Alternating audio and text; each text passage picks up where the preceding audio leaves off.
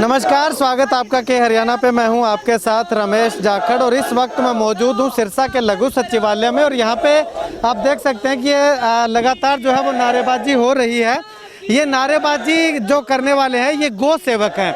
आपको बता दें कि कुछ दिन पहले, एक दो दिन पहले जो है वो चौबुर्जा गांव के अंदर, जो कि सिरसा जिला का गांव है, चौबुर्जा गांव के अंदर जो गौ मांस मिला था उस के खिलाफ जो है, उन आरोपियों के खिलाफ कार्रवाई की मांग को लेकर के आज ये तमाम जो लोग हैं ये यहाँ पे उपायुक्त महोदय को हरियाणा गौ सेवा आयोग के चेयरमैन और मुख्यमंत्री के नाम ज्ञापन सौंपने के लिए आए हैं।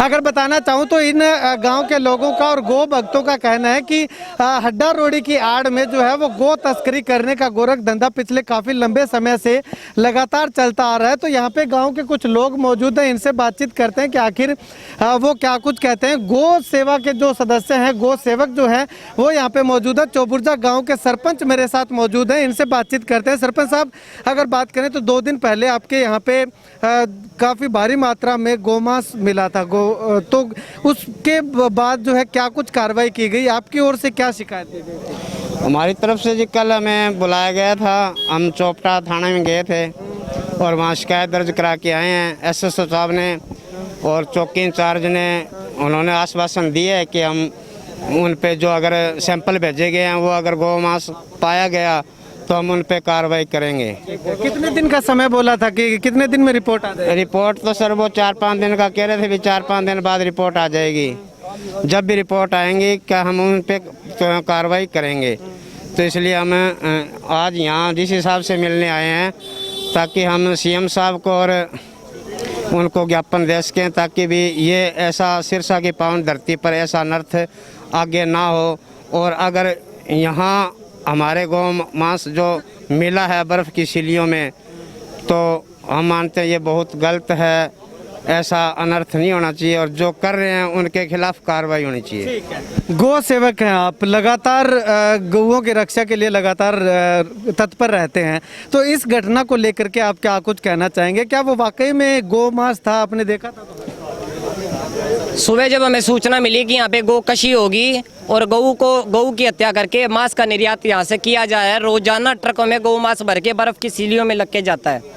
हम मौके पर जब पुलिस प्रशासन के साथ पहुंचे तो मौके पर भी 3 गाय मरी पड़ी थी और गौ मांस वहाँ से गौ मांस निकाल के 5-6 गौवंश का गौ मांस 20-30 बर्फ की सिलियों में लगाकर उन्होंने पैक करके रख रखा है और उसका निर्यात की उन्होंने तैयारी कर रखी थी।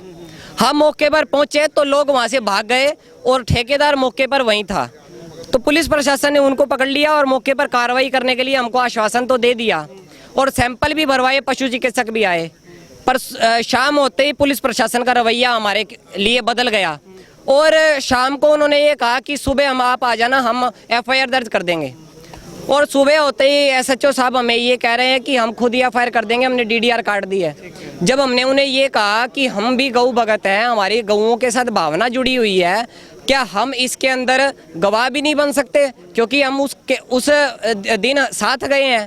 तो SHO साहब कहते हैं कि हम भी बढ़िया कार्रवाई करेंगे, आप इस बात की टेंशन मत लें। मैंने कहा कि गौ मांस हमारे सामने बर्फ में लगा पड़ा है, हमें ये दिखाई दे रहा है कि गाय कटी पड़ी है और गौ मांस बर्फ में लगाया गया है, तो क्या इसके खिलाफ पशु क्रूरता अधिनियम और गौ हत्या अधिनियम के तहत कार्रवाई भी नहीं की जा सकती? तो SHO साहब हमें ये बात कह रहे हैं कि ये गौ मांस बर्फ में तो मैंने लगवाया है। जब मैंने उन्हें ये बात कही कि क्या आप ये बात कबूल कर रहे हो कि ये गौ मांस आपने ही बर्फ में लगाया है, तो SHO साहब ने फ़ोन काट दिया। उसके बाद जब हमने SP साहब से बात की तो उन्होंने हमसे एप्लीकेशन रिसीव की है, पर FIR तो अभी भी दर्ज नहीं की है। दोषी खुलेआम बाजार में घूम रहे हैं और हमें ये बात कह रहे हैं कि हम तुम्हें जान से मार देंगे, या गवाही मत दो या तुम कार्रवाई मत करो। शुक्रिया बातचीत के लिए। तो दोषियों के खिलाफ कार्रवाई करने की मांग को लेकर के तमाम गौ सेवक जो है वो चौबुर्जा गांव के लोगों के साथ यहां पे पहुंचे हैं और उपायुक्त महोदय को मुख्यमंत्री और हरियाणा गौ सेवा आयोग के चेयरमैन के नाम एक ज्ञापन सौंपने के लिए आए हैं। खैर, इससे पहले की अगर बात करूं तो पुलिस अधिकारियों ने गाँव के लोगों को, गौ सेवकों को आश्वासन दिया था कि रिपोर्ट आने के बाद जो वो उचित कार्रवाई की जाएगी, लेकिन 2 से 3 दिन का समय हो चुका है, ना तो अब तक रिपोर्ट आई और ना ही किसी तरह की कोई कोई कार्रवाई हुई है, ना ही अब तक कोई FIR हुई है। तो ऐसे में दोषियों के द्वारा जो है इन लोगों को धमकियां लगातार देने का आरोप जो है गांव के लोगों ने और गौ सेवकों ने लगाया। खैर आने वाले समय में क्या दोषियों के खिलाफ कार्रवाई की जाएगी, क्या पुलिस प्रशासन और जिला प्रशासन जो है इस मामले पे संज्ञान लेगा और ये उपायुक्त महोदय को जो ज्ञापन दिया जा रहा है इसका कितना प्रभाव आने वाले समय में देखने को मिलेगा। क्या मुख्यमंत्री जी और गौ सेवा आयोग के चेयरमैन जो है वो इस पे कोई संज्ञान लेंगे, वो आने वाला वक्त बताएगा। लेकिन फिलहाल अगर बात करूं तो गौ सेवकों की भावना को काफ़ी जो ठेस पहुंची है, काफ़ी भावनाएं उनकी आहत हुई हैं। आने वाले समय में अगर उचित कार्रवाई होती है तो ठीक है, उसके बाद अगर कार्रवाई नहीं होती तो आगे क्या कुछ इनका कदम रहेगा वो देखने वाली बात रहेगी। कैमरा सहयोगी संपत के साथ रमेश जाखड़ के हरियाणा।